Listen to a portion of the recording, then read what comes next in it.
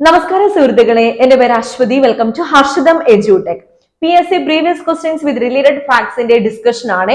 അപ്പൊ നമ്മുടെ യൂട്യൂബ് ചാനലിൽ തുടങ്ങിയ സമയം തൊട്ട് ഞാൻ ഇപ്പൊ വരെ ചെയ്തുകൊണ്ടിരിക്കുന്ന ഏറ്റവും പ്രധാനപ്പെട്ട സെഷൻ ആണ് PSC previous questions with related facts. അപ്പൊ ഏതൊരു പരീക്ഷയ്ക്ക് പോകുമ്പോഴും നമ്മുടെ ചാനലിലെ ക്ലാസ്സുകൾ വീണ്ടും വീണ്ടും റിപ്പീറ്റ് ചെയ്ത് കണ്ടിട്ട് പോകുന്ന ഒരുപാട് സ്റ്റുഡൻസ് ഉണ്ട്. ഇപ്പോഴും എനിക്ക് മെസ്സേജ് ചെയ്യും. അപ്പോ കാണാത്തവരുണ്ടെങ്കിൽ, പുതിയതായിട്ട് ആരെങ്കിലും ഉണ്ടെങ്കിൽ ഞാൻ പറഞ്ഞു തരാം എവിടെയാ ക്ലാസ് കിടക്കുന്നതെന്ന്. പ്ലേലിസ്റ്റ്, അതായത് നമ്മുടെ യൂട്യൂബ് ചാനലിലെ പ്ലേലിസ്റ്റ് എടുക്കണം. അതായത് താഴേക്ക് സ്ക്രോൾ ചെയ്യുമ്പോഴത്തേക്കും ഓരോ ലെവൽ എക്സാംസിന്റെയും ഫോൾഡർ ഞാൻ സെപ്പറേറ്റ് ആയിട്ട് ക്രിയേറ്റ് ചെയ്തിട്ടുണ്ട്. ഫോർ എക്സാമ്പിൾ, ഇപ്പൊ 10th പ്രിലിംസിന് വേണ്ടിയാണ് നിങ്ങൾ നോക്കുന്നുണ്ടെങ്കിൽ 10th പ്രിലിംസിന്റെ ഫോൾഡർ ഉണ്ട്. അതിനകത്ത് തന്നെ 80-ലധികം PSC പ്രീവിയസ് ക്വസ്റ്റ്യൻസ് റിലേറ്റഡ് ഫാക്ട്സിന്റെ ക്ലാസ് ചെയ്തിട്ടുണ്ട്. ഓരോന്നിലും വളരെ ഇമ്പോർട്ടന്റ് ആയിട്ടുള്ള ക്വസ്റ്റ്യൻസ് വളരെ ഡീറ്റെയിൽ ആയിട്ട് തന്നെ ഞാൻ എടുത്തിട്ടുണ്ട്. ഇപ്പോഴും ചെയ്തുകൊണ്ടിരിക്കുന്നു. അതുകൊണ്ട് തന്നെ ഒരു ക്ലാസ് നിങ്ങൾ മിസ് ചെയ്യരുത്. ഷോർട്ട് കറണ്ട് അഫയേഴ്സിന്റെ ക്ലാസ് ആയാലും അല്ലാതെ ടോപ്പിക് വൈസ് ക്ലാസ് ആയാലും PSC പ്രീവിയസ് ക്വസ്റ്റ്യൻസ് റിലേറ്റഡ് ഫാക്ട്സിന്റെ ക്ലാസ് ആയാലും എല്ലാ ക്ലാസ്സും നിങ്ങൾ നന്നായിട്ട് തന്നെ കാണും. അത്രത്തോളം നിങ്ങൾക്ക് ഉപകരിക്കുന്ന പോയിന്റ്സ് ആണ് എല്ലാ ക്ലാസ്സിലും ഇൻക്ലൂഡ് ചെയ്തിരിക്കുന്നത്. ഇപ്പൊ ക്ലാസ്സിലേക്ക് പോകാം. നമ്മുടെ ടെലഗ്രാം ചാനൽ ജോയിൻ ചെയ്യാത്തവരുണ്ടെങ്കിൽ ഫസ്റ്റ് കമന്റ് ചെക്ക് ചെയ്തേക്കാം. ലിങ്ക് പിൻ ചെയ്ത് വെച്ചിട്ടുണ്ട്. ആദ്യത്തെ ചോദ്യം പ്രധാനപ്പെട്ട ഒരു പ്രീവിയസ് ക്വസ്റ്റ്യൻ തന്നെയാണ്. ദേശീയതയുടെ ഉദയത്തിനുള്ള കാരണങ്ങൾ. 4 കാരണങ്ങൾ തന്നിട്ടുണ്ട്. അപ്പൊ ഏതൊക്കെയാണ് കാരണങ്ങൾ എന്നതാണ് PSC ചോദിച്ചത്. ഓപ്ഷനില് 1ഉം 2ഉം ശരി, 2ഉം 3ഉം ശരി, മേൽ പറഞ്ഞവയെല്ലാം ശരി, ഒന്നും ശരിയല്ല എന്നതായിരുന്നു ഓപ്ഷൻ. അപ്പൊ ഇതിൽ ആദ്യത്തെ ഓപ്ഷൻ നോക്കിക്കേ, ബംഗാൾ വിഭജനവും വിഭജിച്ച് ഭരിക്കുന്ന നയവും. ദേശീയതയുടെ ഉദയത്തിനുള്ള കാരണത്തിൽ ഏറ്റവും പ്രധാനപ്പെട്ട പോയിന്റ് ആണ് partition of Bengal and divide and rule policy. Bengal വിഭജനവും വിഭജിച്ച് ഭരിക്കുന്ന നയവും. ബംഗാൾ വിഭജനം, ഒന്നിച്ചു നിൽക്കുന്ന ബംഗാൾ ഒരു ശക്തിയാണ്.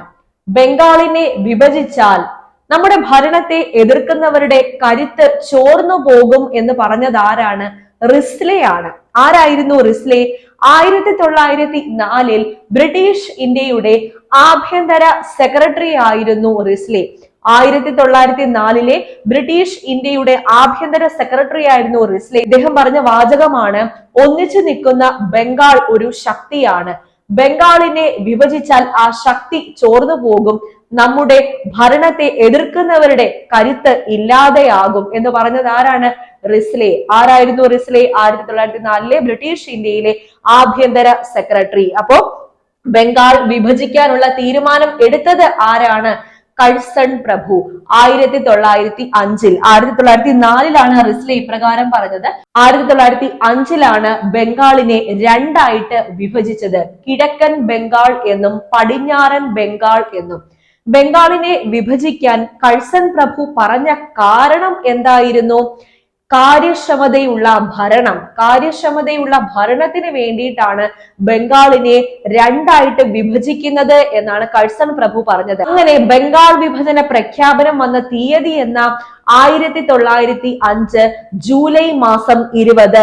1905 ജൂലൈ മാസം 20 ബംഗാൾ വിഭജന പ്രഖ്യാപനം വന്നത്. ശരിക്കും ഈ പ്രവിശ്യ വിഭജിക്കുകയായിരുന്നില്ല അവർ ചെയ്തത്. അല്ലെങ്കിൽ കിഴക്കൻ ബംഗാൾ എന്നും പടിഞ്ഞാറൻ ബംഗാൾ എന്നും ഭരണ കാര്യക്ഷമതയ്ക്ക് വേണ്ടിയിട്ടല്ല അവർ വിഭജിച്ചത്. എന്തായിരുന്നു അവരുടെ ലക്ഷ്യം? ഹിന്ദു മുസ്ലിം ഐക്യം തകർക്കുക, ഹിന്ദുക്കളെയും മുസ്ലിങ്ങളെയും ഭിന്നിപ്പിക്കുക എന്നതായിരുന്നു ഇവരുടെ ലക്ഷ്യം. അങ്ങനെ ബംഗാൾ വിഭജനം നിലവിൽ വന്ന ഡേറ്റ് എന്നാണ്? 1905 ഒക്ടോബർ മാസം 16. 1905 ഒക്ടോബർ മാസം 16 ബംഗാൾ വിഭജനം നിലവിൽ വന്നത്. അപ്പോൾ ബംഗാൾ വിഭജന പ്രഖ്യാപനം നടന്ന വർഷം എന്നാണ്? 1905 ജൂലൈ മാസം 20. ബംഗാൾ വിഭജനം നിലവിൽ വന്ന ഡേറ്റ് എന്ന? 1905 ഒക്ടോബർ മാസം 16. ബംഗാൾ വിഭജനം നടപ്പിലാക്കിയ വൈസ്രോയി ആരാണെന്ന് ചോദിച്ചാൽ കഴ്സൺ പ്രഭു. ബംഗാൾ വിഭജനം നിർത്തലാക്കിയ വൈസ്രോയി ആരാണെന്ന് ചോദിച്ചാൽ ഹാർഡിഞ്ച് പ്രഭുവാണ്. ഹാർഡിഞ്ച് പ്രഭുവാണ് ബംഗാൾ വിഭജനം നിർത്തലാക്കിയത്. വർഷം ഏതാ? 1911. 1911 ബംഗാൾ വിഭജനം നിർത്തലാക്കിയത്. അപ്പൊ ആദ്യത്തെ പോയിന്റ് കറക്റ്റ് ആണ്. രണ്ടാമത് നോക്കിക്കേ, പത്രവും ആനുകാലികങ്ങളും. ദേശീയത വളർത്തിയെടുക്കാൻ വളരെയധികം സഹായിച്ച 2 കാര്യങ്ങളാണ് പത്രവും ആനുകാലികങ്ങളും. ദേശീയ കാഴ്ചപ്പാടോട് കൂടിയ പത്രങ്ങൾക്ക് തുടക്കം കുറിച്ച നവോത്ഥാന നായകനായിരുന്നു രാജാറാം മോഹൻ റോയ്. ദേശീയ കാഴ്ചപ്പാടോട് കൂടിയ പത്രങ്ങൾക്ക് തുടക്കം കുറിച്ച നവോത്ഥാന നായകൻ അല്ലെങ്കിൽ സാമൂഹിക പരിഷ്കർത്താവ് ആരാണെന്ന് ചോദിച്ചാൽ രാജാറാം മോഹൻ റോയ് ആണ്. രാജാറാം മോഹൻ റോയ് ബംഗാളി ഭാഷയിൽ ആരംഭിച്ച പത്രത്തിന്റെ പേരെന്താ? സംബാദ് കൗമുദി. ബംഗാളി സംബാദ്, അങ്ങനെ ഓർത്താൽ മതി. ബംഗാളി സംബാദ്. അപ്പോ ബം ഓക്കെ, ബംഗാളി ഭാഷയിൽ ആരംഭിച്ചത് സംബാദ് കൗമുദി. ഇദ്ദേഹം പേർഷ്യൻ ഭാഷയിൽ ആരംഭിച്ച പത്രത്തിന്റെ പേരാണ് മിറാത്ത് ഉൽ അക്ബർ. മിറാത്ത് ഉൽ അക്ബർ ആരാണ്? രാജാറാം മോഹൻ റോയ് ആരംഭിച്ച പത്രമാണ്. ഏത് ഭാഷയിൽ? പേർഷ്യൻ ഭാഷയിൽ ആരംഭിച്ചത്. അത്രത്തോളം സ്വാധീനം ചെലുത്താൻ വർത്തമാന പത്രങ്ങൾക്ക് ആ ഒരു കാലഘട്ടത്തിൽ കഴിഞ്ഞിരുന്നു. ദേശീയത വളർത്തിയെടുക്കാൻ വർത്തമാന പത്രങ്ങളുടെയും ആനുകാലികങ്ങളുടെയും സ്വാധീനം വളരെ വലുതായിരുന്നു. ആ സമയത്ത് തന്നെ നിരവധി നേതാക്കൾ നിരവധി പത്രങ്ങൾക്ക് രൂപം നൽകി. അതിൽ പ്രധാനപ്പെട്ട രണ്ടെണ്ണം കേസരി, മറാത്ത, എപ്പോഴും ചോദിക്കുന്നവയാണ്. കേസരി മറാത്തി ഭാഷയിൽ പബ്ലിഷ് ചെയ്ത പത്രം, മറാത്ത ഇംഗ്ലീഷ് ഭാഷയിൽ പ്രസിദ്ധീകരിച്ച പത്രമാണ്.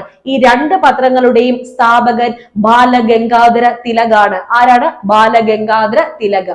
വർത്തമാന പത്രങ്ങൾ ജനങ്ങൾക്കിടയിൽ ഉണ്ടാക്കിയ സ്വാധീനം കുറയ്ക്കാൻ വേണ്ടിയിട്ട് പ്രാദേശിക ഭാഷാ പത്ര നിയമം കൊണ്ടുവന്ന വൈസ്രോയി ആര്? ലിട്ടൺ പ്രഭു. വർഷമേതാ? 1878. 1878. അപ്പൊ നമ്മുടെ ഹർഷിതം എഡ്യൂടെക് ഒഫീഷ്യൽ ഇൻസ്റ്റഗ്രാം പേജില് ഡെയിലി ഫ്രീ കറണ്ട് അഫയേഴ്സ് കൊടുക്കുന്നുണ്ട് കേട്ടോ. പേജ് ഒന്ന് കയറി ഫോളോ ചെയ്തേക്കണേ. ഷോർട്ട് GKയും അതുപോലെ ഡെയിലി ഫ്രീ കറണ്ട് അഫയേഴ്സും നിങ്ങൾക്ക് നമ്മുടെ ഇൻസ്റ്റഗ്രാം പേജ് വഴി കിട്ടും കേട്ടോ. അപ്പൊ അതിന്റെ ലിങ്ക് ഞാൻ ഫസ്റ്റ് കമന്റിൽ കൊടുത്തേക്കാം, ഡിസ്ക്രിപ്ഷൻ ബോക്സിലും കൊടുത്തേക്കാം. പിന്നെ ഹർഷിതം എഡ്യൂടെക് ആപ്പിലെ ഇനി വരാനിരിക്കുന്ന എല്ലാ PSC പരീക്ഷകൾക്കും വേണ്ടിയിട്ട് ബാച്ച് കോഴ്സുകൾ ആരംഭിച്ചിട്ടുണ്ട്. എല്ലാം വളരെ തുച്ഛമായിട്ടുള്ള ഫീസാണ്. 1499, 1399, 499, 299 ഒക്കെ ഉള്ളൂ ഫീസ്. ഒരു വർഷമൊക്കെ ഉണ്ട് വാലിഡിറ്റി. എത്രയും വേഗം തന്നെ കയറി ജോയിൻ ചെയ്തോളൂ. എല്ലാവരും ചോദിക്കുന്ന LDC ലോങ് ടേം ബാച്ച് ഞാൻ ആരംഭിച്ചിട്ടുണ്ട്. ബെക്കോ LD, LDC അതുപോലെ VF ഈ 3 പരീക്ഷകൾക്കും വേണ്ടിയിട്ട് നിങ്ങൾ LDC ലോങ് ടേം ബാച്ച് തന്നെ എടുത്താൽ മതിയേ. ഒരു വർഷം കൊണ്ട് വാലിഡിറ്റി ഫീസ് വെറും 1499 മാത്രമേ വരുന്നുള്ളൂ. ആപ്പിൽ കയറി ചെക്ക് ചെയ്തോളൂ, ഫുൾ ഡീറ്റെയിൽസ് കിട്ടും. ബീറ്റ് ഫോറസ്റ്റ് ഓഫീസറിന്റെ ബാച്ച് സ്റ്റാർട്ട് ചെയ്തിട്ടുണ്ട്, ഫയർമാന്റെ ബാച്ച് സ്റ്റാർട്ട് ചെയ്തിട്ടുണ്ട്, CPO WCPO ഒക്കെ സ്റ്റാർട്ട് ചെയ്തിട്ടുണ്ട്. എത്രയും വേഗം തന്നെ നിങ്ങൾ കയറി ജോയിൻ ചെയ്തോണേ. ഓക്കെ, അപ്പോ അത് കിട്ടിയല്ലോ. ഇനി മൂന്നാമത് നോക്കൂ, ബ്രിട്ടീഷ് നയവും ഇൽബർട്ട് ബിൽ വിവാദം.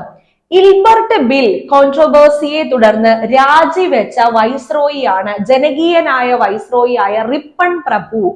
ഇൽബർട്ട് ബിൽ വിവാദത്തെ തുടർന്ന് രാജിവെച്ച വൈസ്രോയി ആരാണെന്ന് ചോദിച്ചാൽ റിപ്പൺ പ്രഭു ആണ്. ജനകീയനായ വൈസ്രോയി ആരാണെന്ന് ചോദിച്ചാൽ റിപ്പൺ പ്രഭു ആണ്. പ്രാദേശിക ഭാഷാ പത്ര നിയമം നിർത്തലാക്കിയ വൈസ്രോയി ആരാണെന്ന് ചോദിച്ചാൽ റിപ്പൺ പ്രഭു ആണ്. എന്താണ് ഈ ഇൽബർട്ട് ബിൽ വിവാദം? ബ്രിട്ടീഷുകാരെ വിചാരണ ചെയ്യാൻ ഇന്ത്യൻ ജഡ്ജിമാർക്ക് അധികാരം നൽകുന്ന നിയമമായിരുന്നു ഇൽബർട്ട് ബില്ല്. അപ്പോ ബ്രിട്ടീഷുകാരെ വിചാരണ ചെയ്യാൻ ഇന്ത്യൻ ജഡ്ജിമാർക്ക് അധികാരം നൽകുന്ന ഒരു നിയമം കൊണ്ടുവന്നത് റിപ്പൺ പ്രഭു. ഈ ഒരു നിയമം വളരെയധികം വിവാദത്തിന് കാരണമാവുകയും ഇദ്ദേഹത്തിന്റെ രാജിയിൽ കലാശിക്കുകയും ചെയ്തു. അടുത്ത നോക്കൂ, യുദ്ധത്തിന് മുൻപുള്ള ബ്രിട്ടീഷ് വിദേശ നയം ഇന്ത്യയിലെ മുസ്ലിം വികാരത്തെ അസ്വസ്ഥമാക്കി. ശരിയാണ്. ഈ 4 പോയിന്റും ദേശീയതയുടെ ഉദയത്തിനുള്ള കാരണങ്ങളാണ്. ക്ലിയർ അല്ലേ? അതിന്റെ കൂടെ പറഞ്ഞ റിലേറ്റഡ് ഫാക്ട്സും എല്ലാം കിട്ടിയെന്ന് വിചാരിക്കുന്നു. അടുത്ത ചോദ്യത്തിലേക്ക് പോകാം. വള്ളംകളിയുടെ ഫാക്ട് ആണ്. ഇപ്പോ 71ാമത് നെഹ്റു ട്രോഫി വള്ളംകളിയൊക്കെ നടന്നിരിക്കുവല്ലേ. ചോദ്യങ്ങൾ ഇനി വരുന്ന എല്ലാ PSC പരീക്ഷകൾക്കും നിങ്ങൾ പഠിച്ചു വെച്ചോണം. അതിൽ തന്നെ ഞാൻ തുടങ്ങട്ടെ. 71ാമത് നെഹ്റു ട്രോഫി വള്ളംകളി വർഷം 2025. 71ാമത് നെഹ്റു ട്രോഫി വള്ളംകളിയുടെ ഭാഗ്യ ചിഹ്നം കളിവള്ളം തുഴയുന്ന കാക്കത്തമ്പുരാട്ടി. കളിവള്ളം തുഴയുന്ന കാക്കത്തമ്പുരാട്ടിയാണ് 71ാമത് നെഹ്റു ട്രോഫി വള്ളംകളിയുടെ ഭാഗ്യ ചിഹ്നം. ജേതാക്കൾ VBC എന്നാൽ വില്ലേജ് ബോട്ട് ക്ലബ്, കൈനഗരി തുഴഞ്ഞ വീയപുരം ചുണ്ടൻ. അപ്പൊ 71ാമത് നെഹ്റു ട്രോഫി വള്ളംകളിയുടെ ജേതാക്കൾ ആര്, അല്ലെങ്കിൽ കപ്പ് ഉയർത്തിയത് ആര് എന്ന് ചോദിച്ചാൽ കൈനഗരി VBC തുഴഞ്ഞ വീയപുരം ചുണ്ടൻ. 2ാം സ്ഥാനം നടുഭാഗം ചുണ്ടൻ, പുന്നമട ബോട്ട് ക്ലബ്ബ് തുഴഞ്ഞ നടുഭാഗം ചുണ്ടൻ. 3ാം സ്ഥാനം മേൽപ്പാടം ചുണ്ടൻ, പള്ളാതുരുത്തി ബോട്ട് ക്ലബ്ബ് തുഴഞ്ഞ മേൽപ്പാടം ചുണ്ടനാണ് 3ാം സ്ഥാനം. അപ്പൊ 1, 2, 3 സ്ഥാനങ്ങൾ നിങ്ങൾ ഓർത്തിരിക്കുക. അപ്പൊ നമ്മുടെ പ്രീവിയസ് ക്വസ്റ്റ്യൻ ഇതായിരുന്നു, കേരളത്തിലെ ഉത്രട്ടാതി വള്ളംകളിയുടെ വേദി ആറന്മുള ഉത്രട്ടാതി വള്ളംകളി എന്ന് തന്നെയല്ലേ പറയുന്നത്. അപ്പൊ ആറന്മുള, പത്തനംതിട്ട ജില്ലയിലെ ആറന്മുളയിലാണ് കേരളത്തിൽ ഉത്രട്ടാതി വള്ളംകളി നടക്കുന്നത്. ഉത്രട്ടാതി വള്ളംകളി നടക്കുന്ന നദി ചോദിച്ചാൽ പമ്പാ നദി. പമ്പാ നദിയിലാണ് ഉത്രട്ടാതി വള്ളംകളി നടക്കുന്നത്. ആറന്മുള ഉത്രട്ടാതി വള്ളംകളി എന്ന് തന്നെയാണ് ഫുൾ നെയിം. ആറന്മുള പാർത്ഥസാരഥി ക്ഷേത്രത്തിന്റെ പ്രതിഷ്ഠാ ദിനമായ ചിങ്ങമാസത്തിലെ ഉത്രട്ടാതി ദിനത്തിലാണ് ഈ ഒരു വള്ളംകളി നടക്കുന്നത്. ആറന്മുള ഉത്രട്ടാതി വള്ളംകളി നടക്കുന്ന നദി ചോദിച്ചാൽ പമ്പാ നദിയാണ്. പമ്പാ നദി.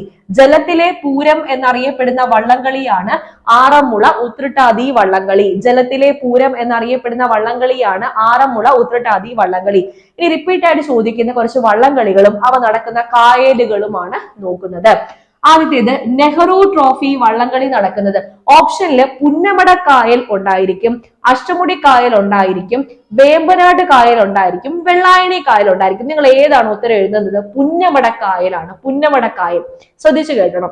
ഇനി ഓപ്ഷനില് വേമ്പനാട് കായൽ, അഷ്ടമുടി കായൽ, കുമരകം കായൽ, കന്നേറ്റി കായൽ. ഏതാണ് ഉത്തരം എഴുതാൻ പോകുന്നത്? വേമ്പനാട് കായൽ. കാരണം എന്താണ്?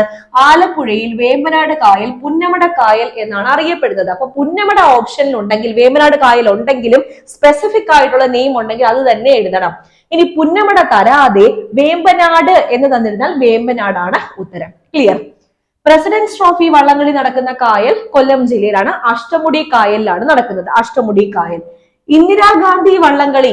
ഇന്ദിരാഗാന്ധി വള്ളംകളി നടക്കുന്നത് ഏത് കായലിലാണ്? വേമ്പനാട് കായലിലാണ്, കൊച്ചിയിലാണ്. കൊച്ചി.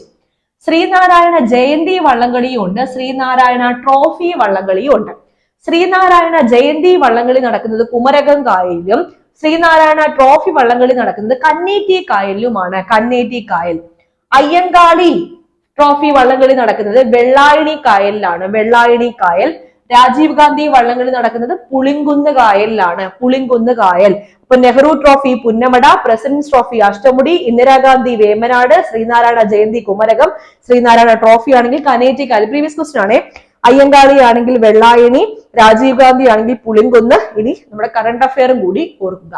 ഓക്കെ, അപ്പൊ പറഞ്ഞ ഇത്രയും ഫാക്ട്സും ക്ലിയർ അല്ലേ? റിപ്പീറ്റ് ചെയ്യേണ്ട ആവശ്യമില്ലല്ലോ, മനസ്സിലായി എന്ന് വിചാരിക്കുകയാണ്. ക്ലാസ് കണ്ടിട്ട് നിങ്ങളുടെ അഭിപ്രായം താഴെ നിന്ന് കമന്റ് ചെയ്തിരിക്കുക. എല്ലാവർക്കും ഈ ഒരു വീഡിയോ ഒന്ന് ഷെയർ ചെയ്യണേ.